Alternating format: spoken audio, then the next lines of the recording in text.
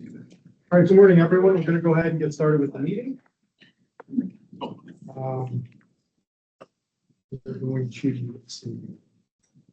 So item number 2 is a statement or just cause for anyone, any board member participating remotely. Do we have anyone today participating remotely? The board member? Do you have anyone online? Okay. Just. Okay. All internal. Okay. You are. Okay. Go to item number 3, public comment period. If there are any members of the public that wish to comment during this meeting, they will be given the opportunity to do so during the non-agenda public comment period on any topic not on today's agenda, or they may speak on a specific agenda item during the public comment period for that item. For agenda items, public comment will follow staff presentation before board member deliberation. Any member of the public that wishes to speak must complete a speaker slip in advance of the agenda item being called, indicating which items they want to speak on. Members of the public will be allotted 2 minutes to speak. If a member of the public wishes to speak, please wait in the designated public seating area and wait for your name to be called. For board members, you may ask clarifying questions of the public after their testimony. However, no action can be taken by the board. It is not an agendized item. We have 2 public speakers today. We'll start with Mr. Cesar Javier. Yes, sir. And Purita, my wife. Okay. And please make sure you speak up so that the microphone can pick up what you're saying. Speak as loudly as possible. She will try her best. We will try our best. Yes, thank you. How many minutes, sir? 2 minutes. Go ahead and start. Good morning. Address to Vice Whip, Okay. Board. Start with this. I am Purita A. Javier, senior with existing medical condition and victim of continuing ceramics kiln toxicity next door since 1997. We have committed ourselves as continuity, advocacy on sustainability since representing 77 residents in a neighborhood dedicated residential zone where hazardous home business should not be located. The City of San Diego County and Air Pollution Control District and even SANDAG failed us to obey and or move the business facility to a safer site. We wish to amplify to you greater all solutions were critical to our electoral officials. This decision making. This is a diversity association and a non-government entity works with county employment. Entity works with county employers to deliver health and I don't know this word, to ensure aging and independent San Diegans. Sorry, Mrs. Javier, your time has expired. Like nature, there is a limit from birth to death. And we Mr. are Javier, you may thankful, start. Go ahead.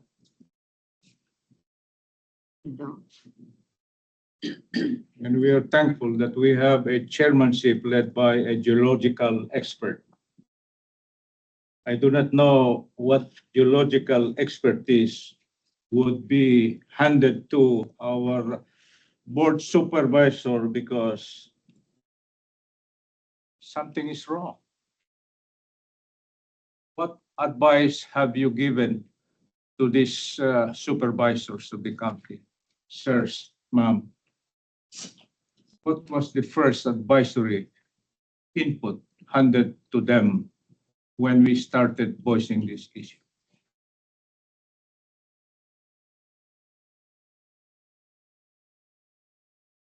We're heard. And the duty of our neighbors, our law authorities, elected by us, powered by us, and it says here we have to work together for survivability of humans, not just building good, nice shelter, nice road with potholes. I dare say something is wrong, sirs, madam. This is all about human survival. Sir Chairman, I believe we could work together with your expertise. I don't care if you're a businessman. I don't care if you are a member of the corporate elite. You care about us. We care for each other. It says here, and listen, this is a scientist author's book. It says here, we need force of law to address this pollution. Look at our neighbors. Look at your members of your family, sons and daughters. They are sick. We are sick. We do not see them. Thank you, sir. Thank you. Pardon our words, but that is words of people who are hurt. We are representing Tijuana River pollution victims. Let us wake up. Let's work together. Thank you. Thank you.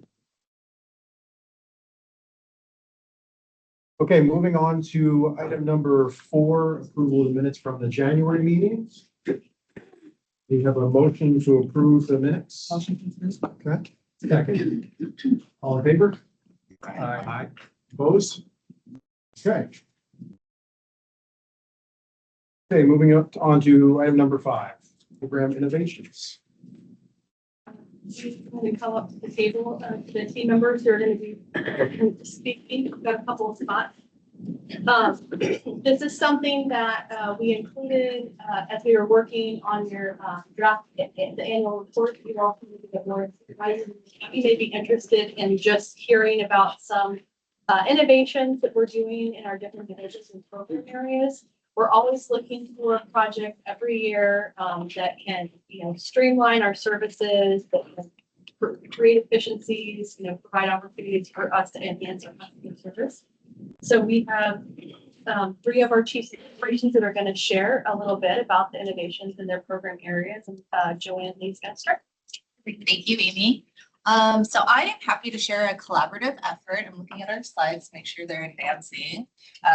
The innovation is between the Beach and Bay team and our policy outreach and data, or our POD team. So the Beach and Bay Water Quality Monitoring Program receives a wide range of data requests from the public, media, and internal county partners. And the data is used for a variety of different things. It can be a personal inquiry, it can be for board letters, presentations, and obviously media requests. But because these requests vary in scope and format, the data provided can differ based on the questions that are being asked. None of the responses are incorrect. They simply reflect the nature of each request. So these data requests for beach management actions could yield different results because of the way the question is asked. Or staff can interpret the start and end dates differently when working in Excel. To address these concerns, we implemented automation and developed a dashboard that ensures data is pulled consistently and efficiently every time. The dashboard not only improves data accessibility and accuracy, but also saves staff significant time by consolidating information for board letters, media requests, and other communications into a single, easy-to-use version. Next slide. So here's a snapshot of one of our sampling sites for Silver Strand Garjack. And using in-house software, Power BI, the pod data staff created a dashboard that pulled the data from our existing Excel spreadsheets and standardized calculations to always include the last day of closure. Power BI has also made it possible to present data in a visually appealing way using Gantt and pie charts in addition to summary statistics. With the new dashboard in place, anyone in the county who has access to the dashboard can run their own reports and get the same totals as their peers. This reduces reliance on a few people who manage the program to run individual reports and provides new opportunities for info sharing between departments with the board office and response to media inquiries. So it was a pivotal project for the pod team, as the success from this dashboard inspired other programs to solicit their support and to create better business operations. And now I'll hand it over to Zoraida to present on HMD's innovations. Thank you. So I'm here to represent Hazardous Materials Division. And as a general overview, we conduct approximately 5,000 inspections annually on different types of inspections. Those include routine inspections, site investigations, status verifications, re-inspections, closures, initial visits. And those inspections are conducted in the 5 EHQAB program that we have: hazardous materials, hazardous waste, underground storage tank, above ground storage tank, and the California Accidental Release Prevention Program. We also do inspections on medical waste. But when a facility fails to, when we do inspections, we assess how the facility is complying with requirements, law and regulations. If they are not doing so well, we need to cite violations. Now, when we cite a violation, facilities usually have 30 days to prove to us that they have returned to compliance. It's not allowing them to be out of compliance for 30 days. It's more that they can work on the documentation for 30 days. And the state evaluates us, and they check if we are checking our facilities to ensure that they are complying with the requirements within the 30 days of the notice. Because we didn't have a system, specific system where we could see everything together, like how many violations do we have, how many of our facilities have not come back to compliance. Each inspector, and we have approximately 45 field inspectors in 45 districts or different routes. Each one developed their own way of how to track and how to follow up with them. When we noticed that, we decided to create a guideline that some people liked, and the more that they were working on it, on how to approach the facility, reaching out via phone call, email, and go visit them, that was like the last resort. We decided to make it more official, and okay, now this is the process that we are adopting. And then that was not enough. So that's when our pod team jumped in and they said they could help us. Next slide, please. We created that. Well, with them, they helped us in creating this dashboard. And this one, for example, shows to us, you see on the left, there's 2 bars, the blue and the green. The blue are the violations that have been cited, and the green ideally should match the blue one, because the green says this has been corrected. So in past years, so that each column, it's a different year, fiscal year. And you can see for this year, 2020, fiscal year 25, 26, we still see a gap between the blue bar and the green bar. That's because not all facilities have returned to compliance. But this is an easy visual that we can more comfortably and right away identify. Then we were like, okay, we can add more information to this graph. We can make it more useful. The chart on the top right shows, for example, how many of those violations actually corrected the violation, how many of those violations were corrected within the 30-day time frame. Because not only we had to ensure that they correct violations, but also in a timely manner. And that's also something that the state evaluates us on. If it's not corrected within the 30 days, it doesn't count in the green. You won't count it in the green, right? If it is corrected beyond the 30 days, we do. But that's another metric that we have to keep track of. But before, we were just pulling data from our data as needed, whenever needed. And people were doing it separately and at different times. But now it's just as easy as just click on it and refresh. We're like, oh, what's going on here? And we reach out to these facilities. Sorry, so the one on top right says how many, the percentage of those violations that were corrected. And the one underneath is the one that, how many actually met the deadline and how many did not meet the deadline. So and you can see also on the top, this gives us more information. We can see the total number of violations that have been cited in the past 5 years. Throughout all the different facilities. So when we saw our staff utilizing this in a way that was benefiting facilities, because now we didn't have to go do re-inspection before, because they were easily following up on the phone or via email. That moved us to think of other ways that we could implement performance. So the next one that we worked on was this one, which is a very common and very frequently requested topic. What are the top violations in my business type? And again, we were always just running more queries whenever we did to have that. But it's good to have it readily available. In this graph, you can see on the left, we have the top 10 violations in HMD for the HMD sites. And we also included their classification if they were minor, class 2 or class 1 violations, class 1 being the most severe violations. We also broke it down by program, and now we know, okay, well, we already knew, but now we can show it. Hazardous materials business plan and hazardous waste are the ones who present the higher level of violations, followed by USPs, medical waste. CalArb has a fewer, because we have fewer facilities of those. Out of the 5,000 inspections, CalArb might be 10 in a year, 15 in a year. And on the bottom right, we also went by business type. And we see which business type represents the higher volume of violations. And as you can see there, it's auto repair is the main one. By far, right? What's the next one? UST retail gas station, yes. And that one especially fight a little bit more with the USP single or removal deadline that was coming up. So we get to balance out later. But the benefit of that is that now we know, okay, we should focus maybe our outreach purposes on auto repair, because those are the largest business type in our region, in our county, and those are also the ones that are in need of education. Yeah.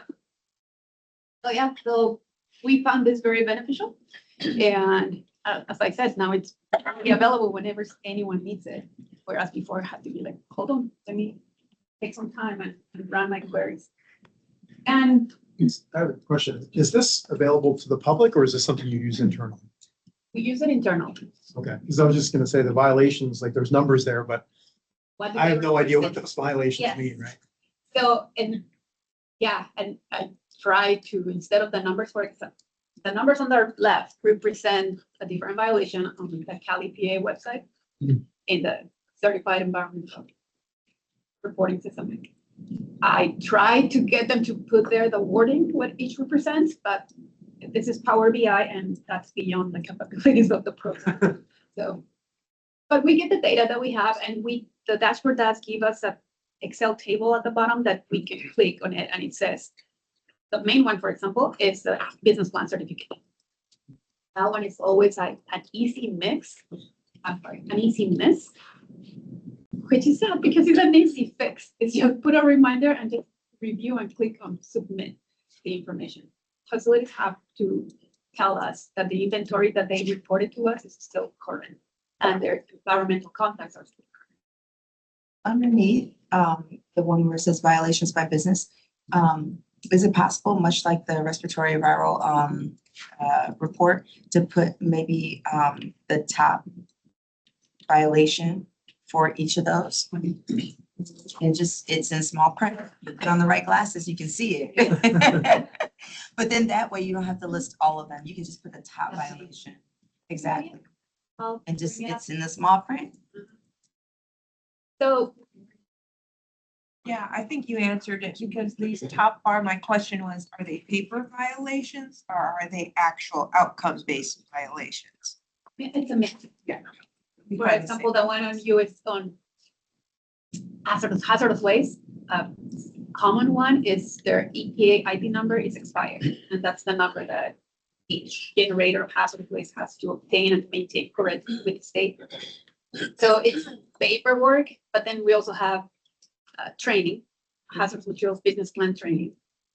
They might do the training, but they don't document it. Or they might document it, but they don't know anything that they're talking about. So it depends. So that kind of the same with us. People you're failing to submit reports or failing to recertify are a big chunk of our inventories for violations as well. But looking at the statistics, and it's a great question by Scott, whether this is internal or external. So this is for you to use, but you may prioritize a paper violation because we call, it's a lower hanging fruit. You could do outreach, do the training, get people into compliance, which helps you on your other chart, which the state sees, right? That your violation was corrected. But how else do you use these to prioritize, further enforcement or further follow-up? Good point. And even though, for example, the hazardous materials, they're certifying it and it's paperwork violation, it is what states what your business is going to do in case of an emergency. So it's very applicable to real life events. You had a relief. Now, what do? Do you know that who you need to call? Do you know that you need to contain it and call 911 or call fire department or tell your neighbors?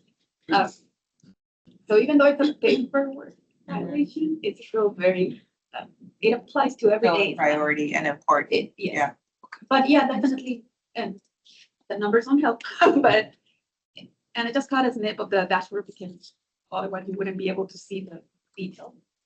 But when I click on the bar, let's say on the top one, it would describe on the bottom, this is a violation and this facilities have been cited. And we don't post this information, but for example, when we present or when we have an outreach event or the cost recovery stakeholders coming up, the top 10 violation is usually included, and that information is posted on our website. The presentation. Like you have in the top 10 violations, showing what percentage in this violation by business type, the number ones for each of those topics would be the visual too, because then it shows how much of those violations are, like you said, you didn't turn in you didn't research, whatever the case may be. So if it's really like 30% of the auto replacement or auto repair, if oil disposal is the issue, it might be half of that. That's telling. That's visually telling, as along with reading underneath in the. And we are still developing this. No, it's awesome. I love it. I mean, I'm over here geeking out. What can we get here? And as Medical center. we see the need, we have been working with POD and been developing, making them better. And we have created other resources, for example, for HERT emergency response, that we can easily see all the response calls have been attended in the specified time. And we can also see trends, for example, battery energy storage systems. Those have been lately they just keep increasing. And now we can see how it's been fluctuating. Before at one point it was meth labs, and then, I don't know, chemical suicide. So it varies. So now it's been batteries. But when we see it on the graph, it's very, very telling. So, yeah. Yeah, I had a question. So one of the things that we do in our incidents and in business as well is usually attach a frequency severity matrix, risk matrix to the incidents so that you'd know whether it's paperwork would be a lower versus a actual spill or a hazardous waste dumping on the site would be a higher severity. Do you do that as well? We would go, you make me think of the classification. Minor violation, for Right. example, a paperwork violation would be a Right. minor. But then when we go back and the facility is still missing that same So it requirement, might go up to 2. it can be escalated. And it is a paperwork violation, but you're also showing that you're not following the law and that you're ignoring. And That's one way you do that severity Yes. frequency is, so the red ones will be the Class. higher. right. Okay, good. And for red ones, we are required to do formal enforcement and to talk with the business in a meeting. It's almost like an administrative hearing. Where they usually promise that they're gonna be, that they're gonna be following the law. So, yeah. Yeah, so that 273 one, that second bar looks pretty. Yeah, and now, sorry, I will need to open the actual dashboard to tell you what violation was. Any? Quick question. This is really interesting, like the dashboard, the way you're presenting, like the data. So I do see the auto repair, that USD retail and contractors to be like the top 3 violation by business types. Could you go a little bit deeper? Like, what are those violations? Like me coming from an outsider perspective, just trying to understand what's going on with those businesses and industry. Maybe open. Is it I was saying painting? for later, you said for now. I like it. I'm curious too. I'm sorry. You know, you have something interesting when all of us are like, hey, what about this? Can you add this to it? What about that? This just makes it all jump out. It really does. It makes it jump out. It really speaks to what your staff does. And this is, you know, when we did the snapshots of the data, right, for the report, which are just static, right? But this is like how we're utilizing the data tools in our everyday, you know, program operations. How long has this been in place? A few months. Yeah, a few months. A few months. okay. Yeah. That's great. Within this past fiscal year. So while Zoraida is pulling up the dashboard, we're gonna, at your next meeting, we'll talk to you about our annual cost recovery proposal and our proposed fees that we plan to bring forward to the Board of Supervisors. But every year we look for these types of things that can help us to, you know, streamline what we're doing. Year over year since we started tracking this, back in fiscal year 16-17, we have ongoing $1.2 million of savings for our operations. And then this year, with a lot of these efforts that you're seeing here today, this past fiscal year, it's another like $220,000 that we've saved in time, staff time, right? Being able to like have these automated for us. And that's not measuring also like just the quality of the data and the information that we have for the decision making. So they're really beneficial tools, not only for us, but also for our customers. Right. Right, because of the time and because our time, you know, cost recovery, we are full cost recovery. So the time that we spend on the different programs and facilities, that gets set permanently. So the more time that we actually invest with the facility, the better it is for both sides. For USD retails, the main violations were usually components that failed during inspection. Like a sensor that had to detect if there was a release on secondary contaminants. Or the sensor was there, it's working, but they erased it because they didn't want it to go to trigger an alarm. They still want to sell the fuel. But those are the ones in USD, and you mentioned the other one. Auto repair. The auto repair, So USD retail, this is like gas stations? yes. Okay. And I can send you graph of how they look. For auto repairs, the main ones are business plan and training. Explain what the business plan is. The business plan, Same. that's I mentioned before, their structure and their plan that says if there's an emergency, this is how we are going to act. This is how I'm going to stop everything. How I'm going to clean it up. And it's very important because it's depending on the chemicals you have at the location. You might have to just close your business, close an area, close a block, call fire department to help you evacuate. It depends, but you have to be prepared beforehand. So when it happens, if it happens, you can act accordingly. Permits not obtained. Yeah, usually it's training and business plan. do these violations lead to revenue generation, I suppose, or is it just permit leads to revenue generation? It's compliance unless they go through formal enforcement, there's no penalty. The formal enforcement, remember, class 1 violation. So what is their incentive to be able to address it within 30 days? Like if there's no penalty? We keep bugging them. No, you remember I said for corrective act on the previous slide? We call them, we email them, and then we do reinspection.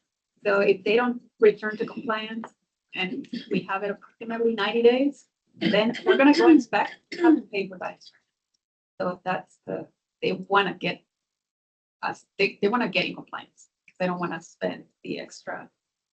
Is there any, Our team also does a really good job of educating the business when they're there as to, like the benefits of compliance. Like we're there depending upon the inspection program, maybe once a year, maybe once every 3 years. And we really try to make an impression in that moment that we have it with them of like how beneficial it is for that operator to operate in compliance. And so we spend a lot of time on that education component to try to motivate and inspire compliance.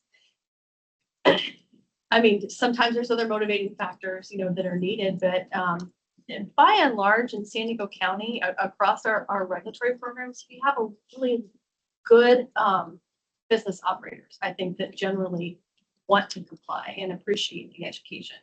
And also, we don't benefit at all from citing violations. If any, it's more work for us.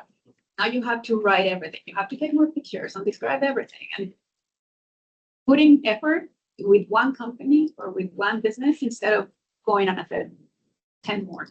So it's not, we don't like to cite violations, but like Amy said, we do work on education and we try to solve them on the spot as much as possible.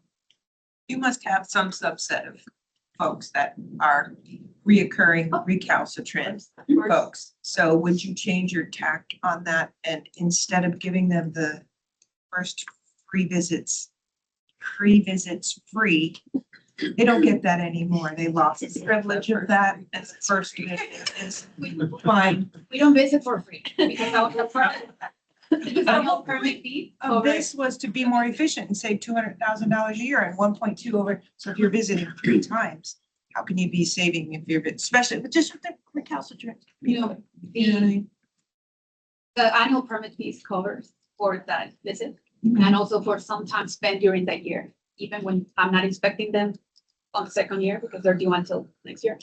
But we still have maintain communication with them through the information that they submit to us. And yeah, and we have to go, we can call them and email them, but if we have to have a visit, we do what it says. And once there are repeat violations that occur, then in this regulatory program, it can move up in the severity of the class of the violation. So you're right. I mean, there are different approaches for the recalcitrant operator. Are you saying that there's no point at which there's a fine? Yeah, there is. There is, okay. The formal enforcement, Mhm. it comes with penalty. Okay. But we don't call them fine. It's not automatic. There has to be some discussion. Why did you incur in this violation? Sure. Was there anything preventing you from being in compliance? So there's different factors that are considered when assessing a final penalty. That's fine. It wasn't clear to me that there was some stick at the end of the carrots, there is. the whole line of And carrots. we also before have you get to a compliance. limit, depending on the program, the Right. state tells us How much you the can, penalty cannot be less than 1,000. Right. It cannot be more than 70,000. right. But per day of violation. It can get Per day stratospheric. per violation, right? Yeah. Per day per violation. It was them. So we can talk about numbers of a million, like 1.7, when we have never assessed that. Sure. Because there's always, that's not the intent. We want to protect the environment and work with our businesses. Sorry. So yeah, no, we have never. We have one more, if you Yes. will, are up for it, from our community health division, and Dr. Nico Smith is going to cover that one. If we have time to talk about innovations in the vector control program last year. Primarily driven because 2025 was our biggest West Nile virus season that we've had in 10 years. We detected West Nile virus in 182 different mosquito pools. We had 34 dead birds that were positive for West Nile virus.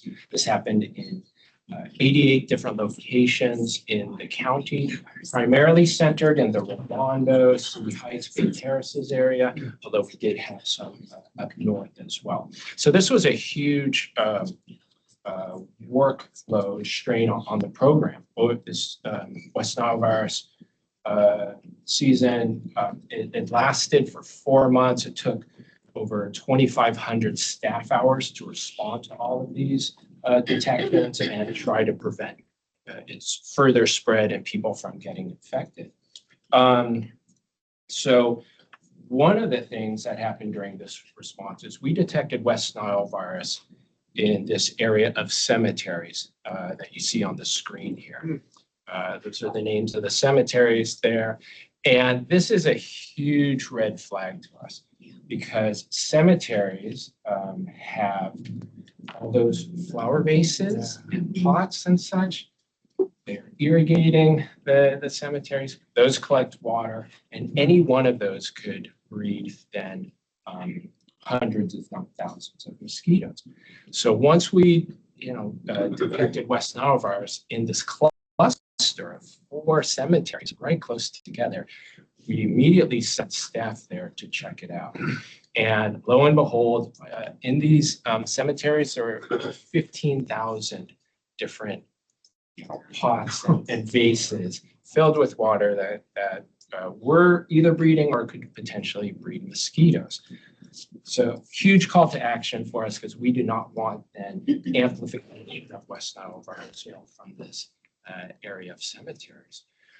So staff went in there. We had, looks like 26 staff over the course of 2 days going through those cemeteries. Here are some pictures of some drains and one of those pots on the left sunken into the ground. All those little black dots in there, that's not dirt, those are mosquito larvae. So thousands and thousands of mosquito larvae. So our first step was then to send staff, as you see on the right there, hand treat every single one of those. Treat them with larvicides so that those larvae would not grow into adult mosquitoes and amplify them. Obviously, that's a huge effort. And before I forget, it was not only the cemeteries, but we then also checked the neighborhoods around the cemeteries and made sure that those breeding sites that we knew of, about 22 different breeding sites in the surrounding neighborhood, also weren't affected in the same way. And if we found larvae, treat those as well. So this is going on in addition to our regular workload and such. And so, yes, having so many staff involved, 26 different staff over 2 days just concentrated in this area, this was not going to be sustainable for the duration of the season. And so we had to figure out, okay, is there some way, what can we do to mitigate these risk and the mosquitoes growing in these areas? So what we were able to do was to use something that's called our buffalo turbines. And so these are large larvicide application equipment. They send out larvicide from the back of the truck here, and we have 2 of them. And we could use those to quickly treat all these cemeteries in a matter of hours. What would have, the stats are up there. What normally required maybe 64 hours to treat all these areas was reduced to 12 hours. And we reduced the cost, the staff hours, the actual cost of treatment products, about 80%, from $13,000 to about a little over $2,000 for these treatments. Are they as effective? You had people going and spraying that pot with thousands, whatever. That cannot be as effective as your hand people checking on. I'm That so is a glad you asked us great that. question. Wait, this is All right. mine. Mike. I'm just letting Mike know I'm handing over the mosquito lady work to him today. Okay, so that's a great question. What you see on the left there is a field verification validation study that we did during these treatments.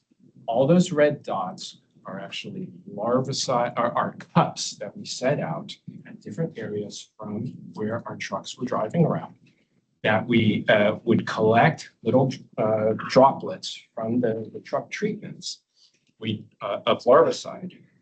We brought them back into our lab and verified that, in fact, those cups had collected the larvicide, and then we verified it by then adding some water and mosquito larvae to them, and making sure that those mosquito larvae, and we had an over 98% efficacy. Oh, nice. With the spray. Nice. With these trucks. Very good. So that your question is perfect. That was our concern. What is the efficacy?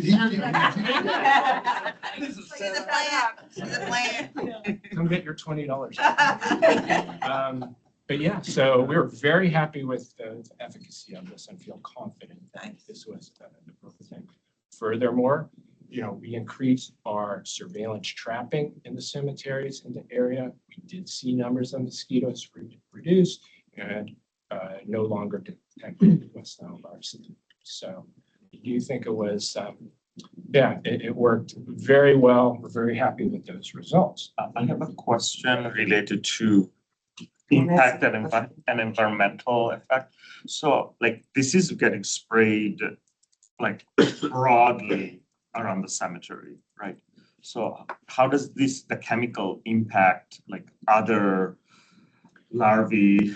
For example, there are many other species there instead of like focusing on like pots. Has he been handing out $20 bills to everybody for these great questions? Yeah, I did not cover this. What the product that we use in this treatment is not a chemical. It is it's called a biorational treatment. It's an organic product made up of naturally occurring soil bacteria that the mosquito larvae ingest, and that will kill them.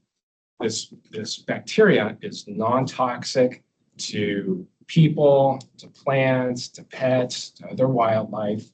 And so it's one of the best products that you can use out there. Furthermore, to your point, you'll see that, yes, it is a very urban area. It is ringed by homes around it. So our staff were very careful to turn off the application, the Buffalo turbine, as we approached home, so we would not inadvertently get overspray into those. And then in fact, for those like corners where we turned it off, that's where we would send out our backpacks and take care of those little corners just by hand, focus applications there. So yeah, those are excellent questions, really. So is there any thought about changing the practice at the cemeteries of having all these containers? Another $20. And just, it's kind of like maybe that's an antiquated practice that needs to change. So what we are doing is recognizing this practice. It's not just these cemeteries, it's all of them. So our outreach group is creating kind of a pre-season awareness workshop seminar. We'll bring the cemetery managers together and explain to them, hey, this is the problem. Here are some tricks that you can do so you don't do this. And tricks for this are things as simple as, well, one, if you could turn over some of these vases, come out and you can turn them over when they're used. But if they're not going to do that or they're not removable, you can actually fill these with either there's a gel that holds water, but then it takes away that head of water, that space of water that the larvae needs to grow. So it stays moist. You can put your flowers in there, and yet not grow larvae in those. or even sand. It's gravel could be used. You can still fill it with water, place your flowers in there. But yeah, those kind of options are things we'd like to give them, discuss, and hopefully they'll take action. So yeah, Toby, we are being very proactive. Our outreach team has put together materials. We're reaching out to the cemetery managers for the education, for the prevention. So having seen this and how much time and effort it took our team, we are trying to mitigate that. And so the last, yeah. Last year when I went to Alabama to visit my family, we of course went to go visit the dead family too. What I noticed at the cemetery was they didn't have those. They had little loops on each of the headstones or on the foot of the headstones where you could take and put faux flowers in there. And then they just came through and just removed them because, you know, family visits regularly or it gets removed.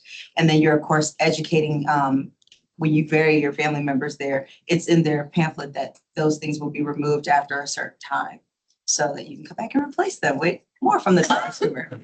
So that being said, just suggestion as well. I had a question about the larvicide. You said it's non-toxic to a lot of things, but I think you mentioned in the past that it is toxic to bees. Is that right? Is that the same one or is that a different one? That's a different product. Different product. This is Interesting. Okay. So this is the product that you're referring to, Scott, is an adulticide. Okay. That kills the adult mosquitoes. And that's a little less specific as far as species affected. This is a larvicide. It only affects the mosquito larvae, settles in the water, and it is quite specific. So with the adulticide, I'm just thinking about why not use the larvicide in place of the adulticide? Is the adulticide just to knock something down that's really bad right now? Perfect. That's exactly it.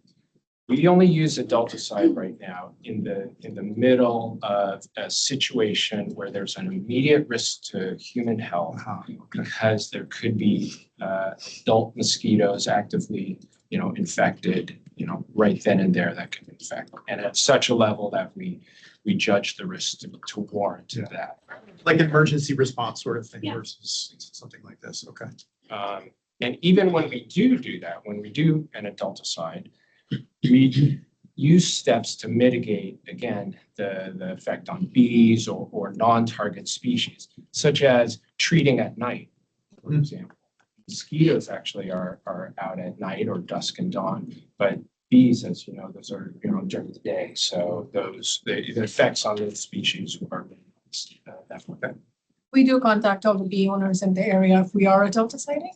Right. So even the aerial treatments that we do with the helicopter, it's all larvicide. So these larger larvicide treatments are all the naturally organic, naturally occurring bacteria that only affect the mosquito larvae, nothing else, not even adults or adult mosquitoes or any other bugs. Okay. Were there any human cases in 2025? So luckily, there were no human cases reported in the county during 2025 during this episode. We don't say things like that out loud. Is it seeing any effect on the corvid population? So Mike asked about the corvid population and crows, because crows are exquisitely sensitive to West Nile virus. West Nile virus first came into the US and they came to across the country into San Diego. There were massive die-offs of crows, thousands, hundreds of thousands probably. So the thinking has been, though, since West Nile virus has knocked down so many of the susceptible crows. Although crows are still very sensitive and they are one of our sentinel species, we are seeing less numbers of them. Throughout this past year, we got 30 some odd, 34 crows reported to us, and we detected West Nile virus. When we had prior outbreaks, like 10 years ago on this, there were hundreds and hundreds of positive crows that we detected. So the population could be shifting a bit that way. So yes, we do still do surveillance for it. They are early warning for West Nile virus, but maybe we're not seeing the huge population impacts that happened in years past. They still act as a good indicator, right? Because for this Rolando area, the area that we went to, there was a cluster of crows that did come in, is why our surveillance team went and put out these traps, and then we detected positive mosquitoes positive for West Nile. So they still act as a good indicator, but not as frequently as they need. So what you're saying that crows have become resistant to West Nile virus, that's what you're saying, right? There some, on a population level, the impacts that were, 20 years ago when West Nile virus first entered, we're not seeing those same kind of die-offs, the magnitude of those die-offs. But as Sharon said, there's plenty that are still susceptible. We use them as a good early indicator, but we just don't expect or haven't seen massive die-offs that we have. Do you have like a secondary sentinel species that may work for? So corvids encompass not just crows, but other things. Raptors are also a sentinel species for it. So we do use all of those, and then our mosquito pools. And statewide, if you look at the data, yes, mosquito pools used to be a lagging indicator. Now they've been pushed up more to the front of the season as well. So some vector districts still use sentinel chicken. So we have coops everywhere, placed at random places in the county, and they bleed them on a weekly basis during the season and check them for West Nile virus. We used to do that many years ago, but it showed that we seem to detect West Nile faster in crows and mosquito pools than our actual sentinel chickens. So we stopped doing that, but some vector districts still use coops of chicken that they put. So if I could just last on this, we actually presented this at a statewide conference about 2 months ago. Hey, you can use this kind of treatment for cemeteries in your other districts. And the feedback from other districts in California is very positive. Oh, wow, we hadn't thought of that. We hadn't done that, especially showing them the efficacy data. I think a lot of them are going to be using this approach.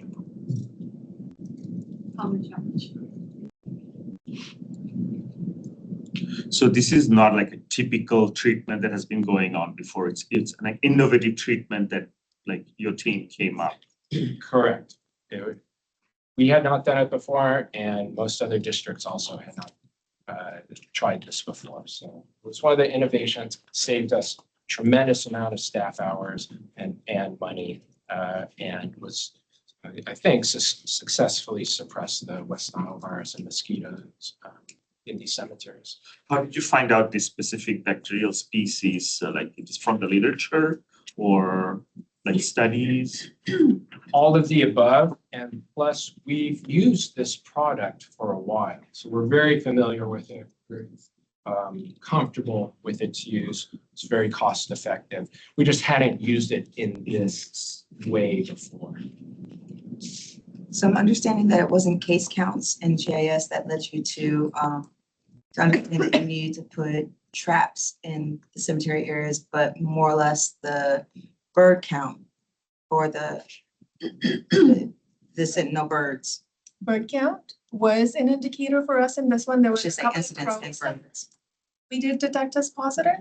But like La Rosa, we keep saying, we're not just acting after the fact, we're very proactive. So we have surveillance going on the entire year. And we have traps set out throughout the county all year to try and detect, try and trap mosquitoes and test them. So this one, this case, we did find a mosquito, a couple of crows positive.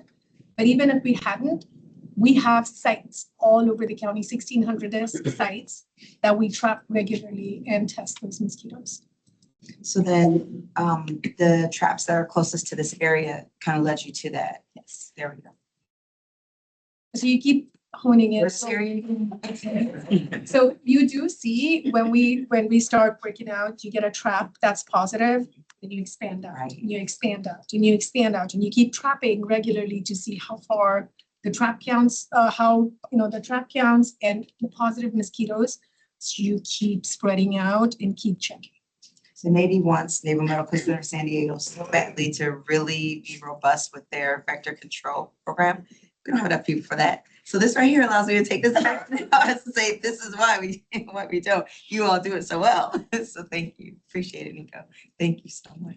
You're good with rats too. I know. We use it for that too. So you guys didn't see anything else like this in any of the other cemeteries throughout the county? As far as, did we detect West Nile in other cemeteries? No. Did we check out other cemeteries that were associated with this, our kind of most impacted area? Yes. Yeah. Were they breeding? Yes. Seems like maybe the cemeteries would be good places to put We the do have- traps. You we do have that them. already? Yeah, Okay. there's several cemeteries throughout the county that are our regular sites that we okay. have, we track them. Yeah, So we can great. keep an eye out. Are we all done? Okay. Thanks for all the thoughtful and engaging questions. We'll move on to the public comment period. Mr. Javier, you have 2 minutes to speak on this topic.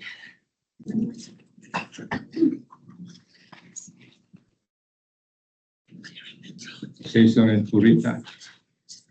We are here to learn and prayerfully our little experience, exposure to what's going on in our environment. Air, water, land. It looks to us that like a golfer, our balls are going too much to the left, or too much to the right. We dream that our shots should be more or less within this straight line. For instance, we were talking about pollution emission. You know, air pollution control district, which was taken out by Mayor Gloria from the county, 2019, looks like he, she, them own it. Pardon my language, but I do not have any other words to say it. It is worth getting instead of for good, human survivability. Look at this. We're talking about polluters. It's an old rule. Look at code rule. It's formerly LUG, L-U-E-G. It exempts 20 manufacturing and industrial activities. You see, you're trying our best to find out solutions, but the other part of the CISO, it runs counter. Forgive our language, but our body language is real. We are hurt. And yet people are taking advantage of this. Treatment plants. When they violate something, oh, they can come and go. And when they are penalized, oh, they could massage it with the hearing board of the Air Pollution Control District. It's bad. Sir, thank you. Thank you. I heard the. Thank you. Okay, moving on to item number 6, updates from the executive office. Yeah, we'll turn it over to our chiefs. We have a couple of bills that we wanted to share some information with you today. And then they're all going to part the meeting here because we're currently doing a training that they all are going to head up to. So I'll take the first bill because it's a department-wide bill, and this is SB 58, and it's regarding air quality standards. So while this is not directly related to a DEHQ program, it aligns very closely with all the county's advocacy efforts to improve the quality of life at the TJ River Valley. And so what this is doing is asking the California Air Resources Control Board to reevaluate and establish a new standard for ambient hydrogen sulfide levels. And then also the next part of it is by 2030 to actually develop a public health threshold for exposure to hydrogen sulfide. So this is one we're just kind of keeping an eye on. We want to see where it goes because it's really going to impact our local San Diego APCD, right? And then hopefully have positive impacts on the residents of the South County. I have a question. Can you put something like that in the summary? Because I have Yes. no idea. Sorry about that. I'll No, review the summary for the DEHQ items moving forward. Very broad. Okay, Yes. thanks. You got it. Oh, here it says hydrogen sulfide right in the title, but. Yes, no problem. Sorry. All right, I've got the next one for our food program. This is SB 9018. This may sound familiar to some of you. There was a bill that was coming through the legislature last year, maybe the year before. Similar topic, it never made it through. So this is being kind of brought back in a new bill. And this one really refers to pass-through openings for food facilities. And the language in this one kind of creates a 3-tiered option. Currently, there's only 2 options in retail food code for small service windows that you may see already in a drive-through or in some food facilities, and then some larger ones like for entry-level doors that already have fans to keep vermin out and flies out of this. So this one's adding kind of 3 now. So we have 3 different levels, each with a sense of control to properly enclose the facility. This language in this version so far is a little different because it's really focusing on drive-through service window openings and that these options are allowed for those. But there are other food facilities that have service windows openings within their food facilities. So this one's really focusing on the drive-through options. I have the final bill. This is for our LEA or solid waste program in AB 1153.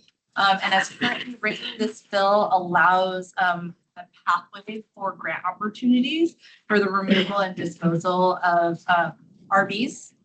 There are many times where that illegal disposal may be happening and then the operator doesn't have the funds in order to remove all of those RVs. So this gives a new pathway for that. The bill also allows for opportunities for development of enforcement strategies, creating an enforcement team and illegal dumping enforcement officers. And it's really trying to prioritize helping disadvantaged communities address this problem. Removal of RVs? Yeah, like if they're illegally disposed. Like on the whole RV, the whole RV. How do you illegally dispose of RV? Just leave it in a Yeah. lot and Abandoned,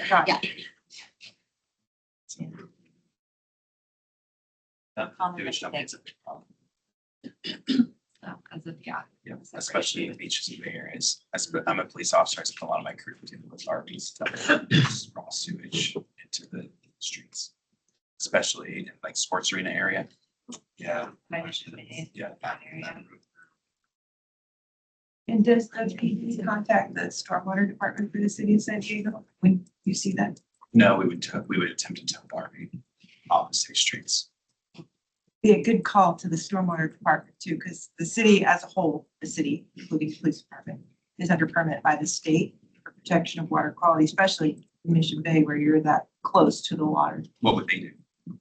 They would go out and clean it up, report it, and monitor for impacts to beneficial uses like in Mission Bay, recreational swimming, boating. I know they test that all the time. They do test it all the time, but they would be able to clean the storm drain. PD probably is not cleaning it up, towing the RV, but the waste is staying in place.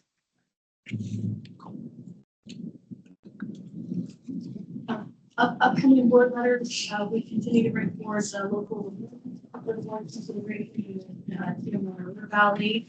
We do have our annual cost recovery board letter that we're going to be bringing forward, most likely in May, but those agendas haven't been set yet, but that's what we're working towards. We'll talk more about that at your April meeting. And then we have a couple of other board letters that we have forthcoming that we do every year. Don't be familiar to those of you who were on this board last year. Our vector benefit assessment and our annual grant ratification for funding for water quality money.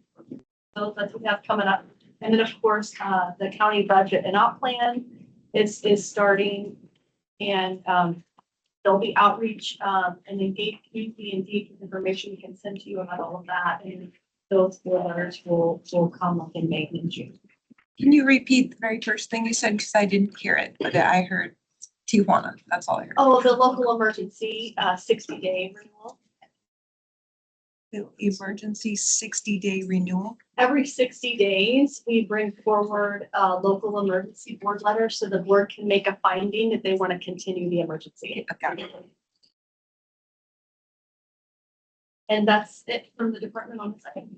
Mr. Javier, you have another 2 minutes to speak on this item. Pardon our consistency because we are learners. And we pray that our tidbits of contribution for working together would come up and result. I asked you, sirs and ma'am, what advice have we given to this supervisor? We have been attending county meetings and I haven't heard anything about what we have been trying to produce. I know that Luz Department, LUEG, has one of your division such as this. We didn't hear about the land use aspect. We didn't hear about the old business entity APCD. So pardon us. We are just trying to search for something light at the end of the cave. And you know what? We have hope because we are talking and we are coming together, hopefully, philosophers and thinkers and inventors. In these bills, it only is telling us that we need to select either incinerator or landfill because this has something to do with environment health. Santi is now suffering from the impact of that Sycamore landfill. And thank you. One of the governing board member is Madam Cubal. And we like the leadership of that mayor. Monty. He deserves our praise, like the councilwoman at Coronado, Councilor Donny. Very, very intelligent and patriotic people. Now, the point here is, let's work together and let's be serious. I know you have relatives. I know you have neighbors. Cancer from A to Z and other sicknesses. And others we could not detect unless they are sick. That's the challenge here, sir. Sir, Chair, is here. We do not see our enemy. Your time is up now. Thank you, sir. Thank you. Thank you. Okay, moving on to item number 7. Yes, we discussed this at your January meeting. Senate Bill 707 was enacted and it allows for the possibility of these advisory board meetings to be conducted virtually. We have to go through a process for that. I shared with you all this as an informational item on your January agenda. I actually need for this body to take action on that item if that is a letter that you would like for me to send to the clerk of the board to express your interest in this possibility. Then it goes through the clerk of the Board of Supervisors process, and then it has to come back to you for adoption if the Board of Supervisors takes their action. So this is an action item for your consideration today. If you all would like to take action to request for me to send a letter to the clerk of the board to say your governing board is interested in this ability to conduct things virtually, that's what's before you today. Does this mean it would be optional? In other words, Scott could say, we'll have 3 virtual meetings and 3 in-person meetings? I think you're giving me too much power. Which I appreciate. Well, staff will be here regardless of what the board members do. It is still a public meeting. And so the public can engage in person or virtually. This would allow members of the board to participate virtually without having to go through the current just cause and what's the other one? I'm missing the other term. The 2 pedals, the emergency service. Emergency service. Yes. Thank you. So it would allow more flexibility for board members to participate in the public meeting without having to meet those two existing criteria. Would it automatically allow members of the public to do the same? Members of the public can do that now.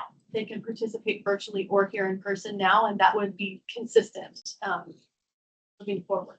And this would be asking for the Board of Supervisors to consider authorization to allow this governing body to do this for 6 months. And then we would need to do another renewal that would go through the same process. An action item for the minutes here, the Board of Supervisors, and then, an adoption of that action of the Board of Supervisors after that. I'll make a motion to support this. More questions. Before we go there. Does that also mean what is the stipulation, and you may have covered this, the stipulation where your home would have to be inspected, or wherever you're at has to be closed off or made available to the public, or I remember that aspect of being able to work virtually. So there has been in the law in the past during COVID. I don't know if this has that same requirement. I believe it does. That says that there can't be another person over the age of 18 in the room, or you need to disclose that. We can verify that to confirm, but I do believe that is still part of the law. Council saying yes, that's okay. are there any other additional stipulations to us being able to be virtual along the lines of that need to be met? Or were those the only two? And then the first one. And I don't believe so. As Amy mentioned, it actually takes away the requirements that were very strict while, you needed to have just cause or emergency circumstance. You had to explain it. I'm not in detail, but ask for the board to approve for you to be online, and you had to fall within those categories. So that is removed. So long story short, I'd be able to zoom in via my phone as I'm driving to wherever I could potentially. Yes, if you choose to, or like when you're in Alabama and take your trip, you could still be in the meeting if you chose to do that. So it provides that flexibility. But as Amy said, we will always have the meeting here in person with staff. So those who choose to come in person can. There is one more, and that is for the camera. It's for there to be a camera ability. It can't just be audio. Right. Yes. You can see the person. Avatar or something. And if there is some sort of technical glitch that occurs during the meeting, like here as we are, broadcasting it, then the meeting has to stop until we can. So if let's say we had a quorum by one person, let's say that was, and her camera shut off, we would have to stop the meeting until that was resolved. Is that fair? Yeah. Well, there I are need to some verify, I exceptions. don't know if it's as nuanced as if a camera goes off, we have to stop the meeting. How I understood it was if like the meeting was virtually disconnected and then like there was no longer access to that meeting. Like we had a problem one time when Toby was participating virtually and the audio. So that would stop the meeting. Yes. Well, there's a nuance. So if someone is having technical issues in their camera, they can't use it, they have to disclose that. Or if there's something related to a disability that the camera can't be on. So there are some exemptions that wouldn't stop the meeting. If the meeting could still continue. I think if the camera was on and then there was technical issues and it turned off, we would pause to verify, give that member an opportunity to turn the camera back on or learn if there's a technical issue and you can't turn it back on. And then we just keep note of that. Because one of my concerns would be if we have a quorum, then somehow there was a technical issue where that person who made the quorum couldn't participate anymore, then all of a sudden we've all made the effort to come to the meeting. And that one, not that it's their fault, but that we've all come to the meeting and we can't continue to hold the meeting. I mean, for me, it doesn't make any difference. Selfishly, it's very convenient for me to to come here. It's against traffic. It's a 10-minute drive, but I know some people are in traffic 45 minutes or an hour. And so I don't have a strong opinion one way or the other in terms of convenience. But there's something about, and I don't know if we're in a comment or discussion phase. I think is seeing people in person. You get a feel for them and meet them. It's different if, I mean, I would sit at home, you know, pajamas on or whatever, you know, fine, you know, but it's, there's a degree of connection, I guess, that you just don't get virtually. At least I don't get virtually. I think we should, maybe we can agree that if you can come in person and reasonably come in person, that you do. And you kind of reserve that call in for circumstances where it's difficult for you to come in. Can we do that? That's my next question. More as a, like, can we set our own, we can get the permission from the Board of Supervisors to set our own kind of policy of what we want to do. Come in, but like. The question, right, the question before you today is if you would like for me to send a letter to the Board of Supervisors to go through the process of having this option for your body. And then if your body, you'll have another chance to discuss the implementation of that after if we get that authorization right. And as a governing body, you all can adopt your own principles or policies or practices. Yeah, I mean, that to me seems reasonable because I share your concern is if we don't,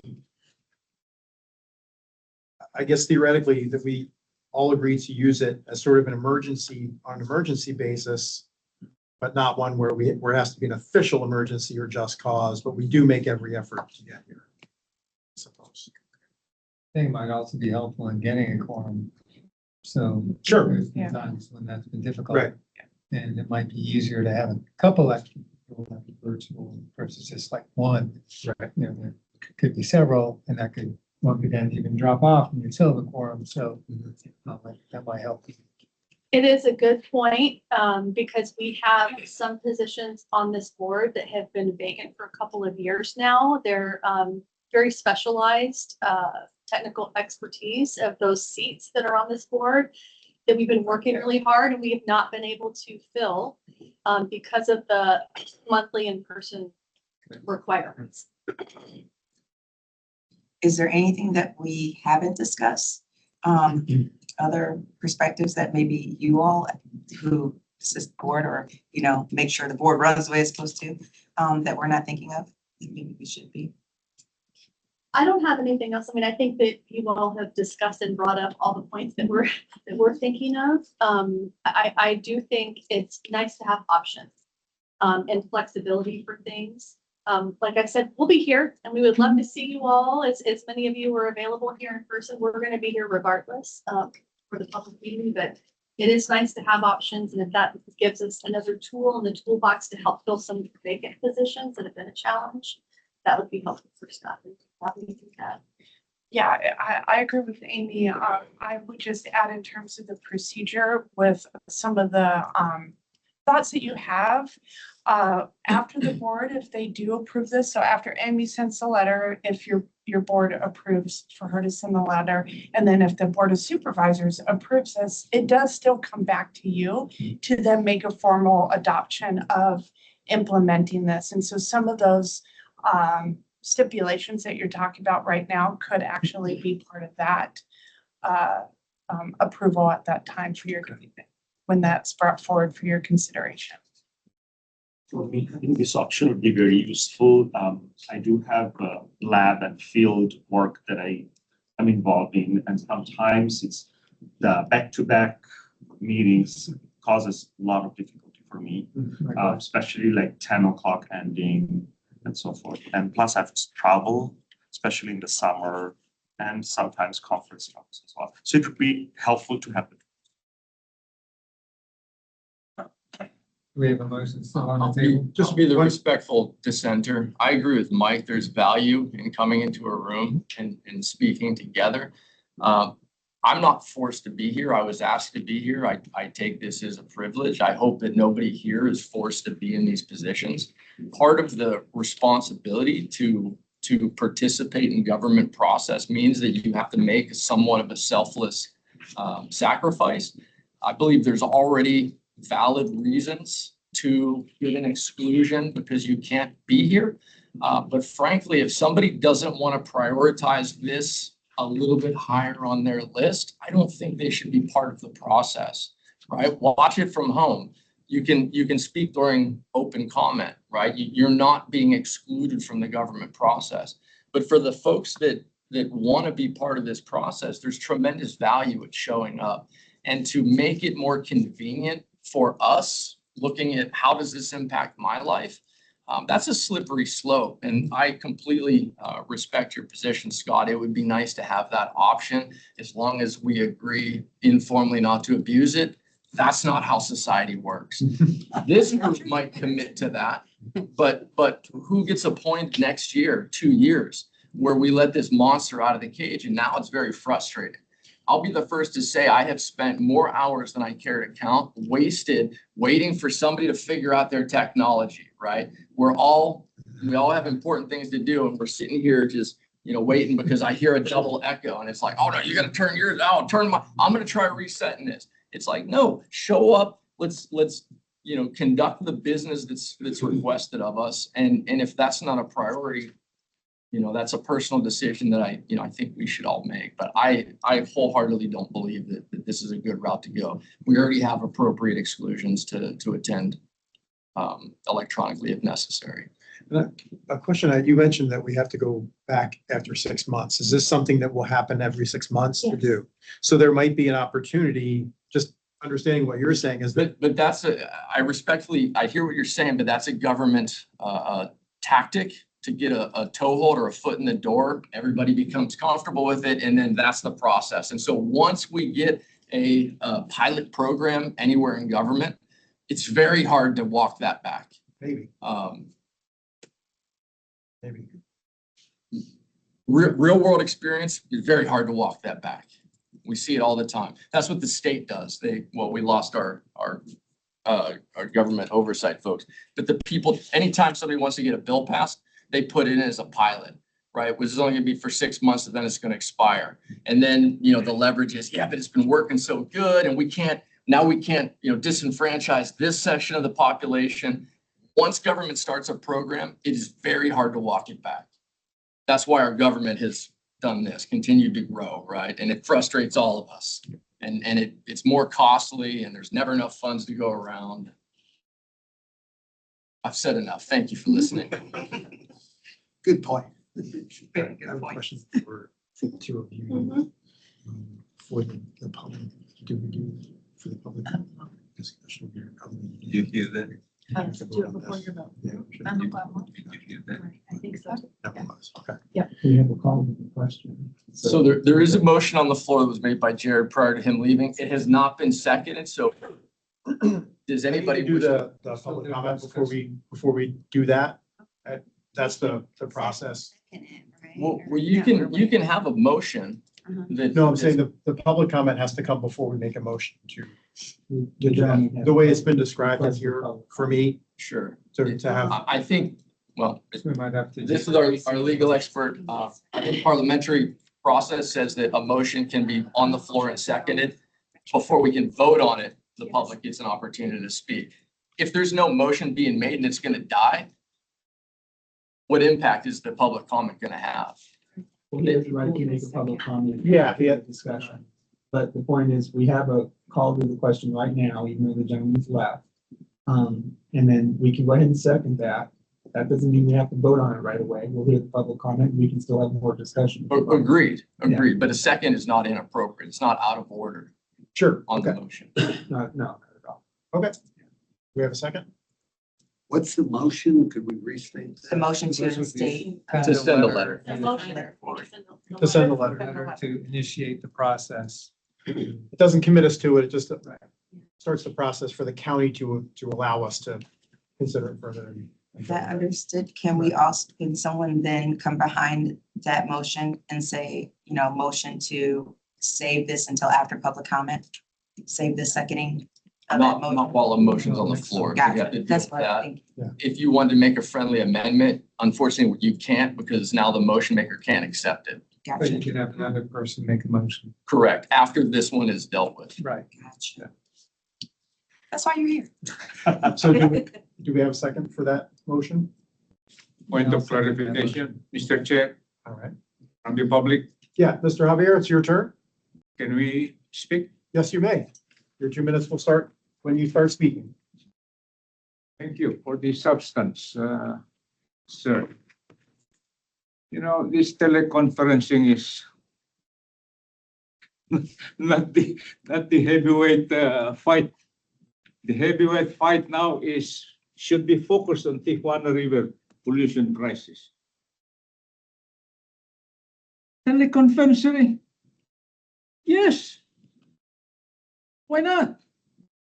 But the essence is there must be a presence of, how do you call, quorum. That's it.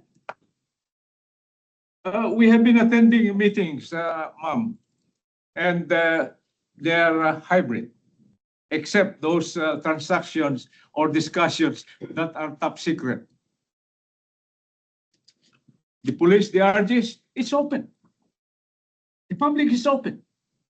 Unfortunately, we're the one only in person attending public representation, but it works. You see, they were able to raid that cache in La Jolla because of in-person electronics, cooperation, working together. Oh, they found out a public servant now. And thank you, Uncle Sam. That's correct. And we should, you know, when majority is using it, hybrid, why not? If it's emergency, oh, I am in my room, I cannot go there because I have contagious disease. You can use that. Why not? Come on, sir. It's not, let's focus on the Tijuana River pollution. Thank you, thank you. Thank you.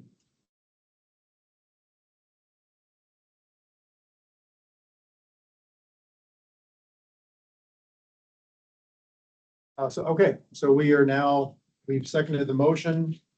I didn't believe we have. I don't Oh, know. I Oh, yeah, Cliff seconded, yeah.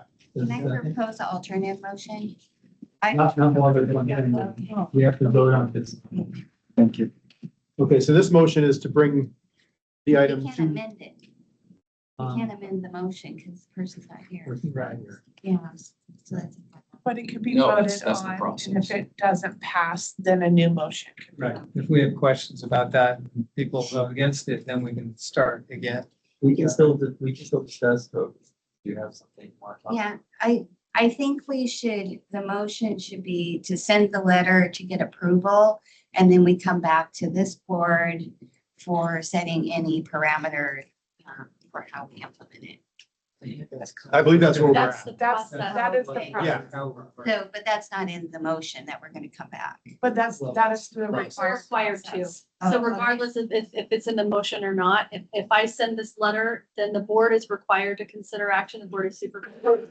And then this board afterwards, it'll be an action item on your agenda. So that's, it's the required process. Built into the process. Okay. So if I understand it, this goes to the county, the county supervisors. If they approve it, then it comes back to us. If they don't approve it, right, we're just back to where we are now. Correct. Okay. The board of supervisors, are they allowed to attend their meetings without just cause virtually? The Brown Act laws still apply, so they are allowed to, they have the same two categories of emergency, just cause, and emergency circumstances. And just out of curiosity, does that happen often where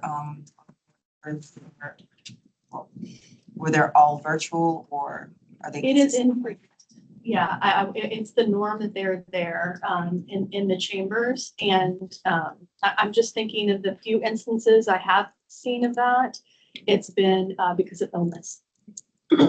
Is their policy changing? Or are they going through the same process we are? I don't know if our Board of Supervisors is gonna consider this for themselves or not. Okay. But it's a Brown Act meeting, so they would have to, as a governing body, go through the same process, right? Right. Okay. Any positions have you been unable to fill because these meetings are in person? I would say, so I did get a request from, somebody in one of the district appointments. And then the toxicologist, the vector-borne disease expert, and the land use housing industry expert have been the three that are, DEHQ director appointments that have been challenging because of the once a month in person. So those three, and then plus that one from one of the board offices. But we still have been able to take action on items with how we're full right now, but we just lose some of that expertise. But I do want to at least confirm Jesse's point that we were asked to be a part of this board. So we volunteered and we said yes to do it. And part of that saying yes was checking to make sure that you could be here. So I do appreciate that, and I do like seeing people in person. I understand the need for the flexibility, though. I understand that. I can make a comment also. At my company, we have our meetings that are virtual or in person, but there's several chairs of the meeting, or leaders of the meeting that would specifically say, I know this is virtual, but I would really appreciate if you could be here in person. And that does have an impact. So it does seem to work, gets most people there, not 100%, but most of the time we have more people show up than you would expect if it was a virtual meeting. Amy, what are the recruitment efforts? I mean, I'm not aware of, I know we've talked about vacant positions before, but we've never once really talked about the outreach to even advertise these. I mean, those are very specialized fields. And so I can't imagine, we're taking ads out in the paper. Is it word of mouth, or are you making personal calls? Yes, we're making personal calls. We're asking contacts in the field. A lot of like the toxicologists, for example, also like work in hospital settings, and there's some constraints to their work environments for participating. It's trying to tap into the expertise that our staff have contacts right within the industry. But it's a limited applicant pool for these specific expertise. Gotcha. Would it behoove you to maybe engage some of the districts, the supervisor districts, for recommendations? Because I never knew that this board existed. I wasn't part of the process until, somebody from a district supervisor's office reached out to me and said, hey, I'm aware of your credentials. We would really like if you would represent us in this particular environment. And so maybe not knowing all of you, I'm very familiar, and I want to help that district be successful. So I was like, yeah, of course I would. So maybe that would carry a little bit more weight. And I'll tell you that a district supervisor has a lot more contacts within, very specific communities that could give you some options. It's a great suggestion. We do have discussions with each of one of the 5 board offices about the vacancies to ask for their help. They've been doing some more advertising through their social media and through the newsletters. There's even a video about participating in boards, and you're right. And so also, if any of you know of people that are experts in these fields, please let us know. I gave you 2. Yeah. Gave you 2 for info. Let us know. Will they be recorded in the minutes? Because to be honest, they were so specific. I don't even understand what they do. Yes. I need to review the position. Yeah, we'd be happy to include that in the minutes, and maybe also then a brief description. Okay, great. Yeah, thank you for the suggestion and for the help to find people. I think one of the overriding concerns I think I have, and it sounds like a lot of us have, is that we have someone either on the board now or someone that would join the board that would never come here. They would just be sitting behind a computer every time. We never have the opportunity to meet them. They just sit behind with their microphone off, never truly participating, but just being basically a warm body. And I don't know if there are ways to avoid that other than what you were talking about, Cliff, where someone speaks to them one-on-one saying, hey, we would like you to be here. Or if there's a way, if someone is not participating, to change them out from the board. I don't know what that process is. I know it's difficult to get people, so to try and remove someone if they're not truly participating could be difficult. If we were to add that caveat, like Ms. Toby was saying, once we go ahead and discuss this, if it should happen to get approved and we really do send this forward, to add in there that if the board, if we collectively identify that you've lacked participation, then I want to make sure, as I understand it, we could go ahead and go to the board of supervisors, get this approved, and then internally say, no, you can only be absent 2 meetings a year. So that's. Yes. Yeah, right. So we question can- is just, this question is just, do we go to the board so they can look at it and approve it, to let us then? So my understanding is that that allows us a lot more flexibility than initially, that I processed initially.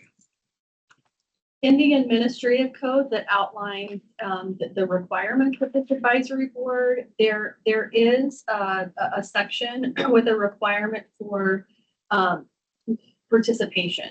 That within unexcused absences for more than 1/3 of regulatory scheduled meetings in a 12-month period or 3 consecutive regularly scheduled meetings. So that provision exists now for participation. And so to answer your question about the removal process, if someone was not meeting this requirement for participation, then they could be removed. Yeah. But this does not specify in this language, virtual or in person, right? So we'd have to think about that and be very specific about the. So if you're participating online, it seems to me like you're participating. that would count as participation. I Yeah. don't think so. Yeah, that's why we're having this discussion, because you can miss so many. And I think like if someone's home and they're a little bit under the weather and they don't want to bring that to everybody, that people shouldn't be penalized for doing that. So, or you just can't get in for some reason. So this gives us more flexibility. The rule, the rule that we've been operating under is actually pretty stringent, I think, for making sure you're here. So where do we get that half a meeting? If you're sick, though, that's already included in an exclusion. It is, but if you can participate online, all the better, you know? I don't want to be disrespectful, but I actually do have a meeting to get to. But I think we've seconded the motion. It's time to, do we have any more discussion or can we vote on? Okay, all those in favor? Aye. Opposed? 4? We need to write the names. Okay, down. yeah, I'm sorry. Can we- All those in favor? Okay. Got four in favor. Did you get those? Yeah. Okay. And those opposed? So we have the tie. Nope, motion fails. The person who. He made the Chair. motion. He made the motion, so he would be. Yeah, we do have vote. Sorry. Okay. We know. All right, so motion doesn't pass. Flip, be careful. They're safely. Thank you all. All right, guys. Thank you. Meeting's adjourned. It doesn't have that you were really looking for. It's in the red. Oh, the red. Sideways. Oh, take your hat. I'm almost. Dr. Chavez, always good to see you. Is this your water? Yeah, don't forget that. Have you getting out there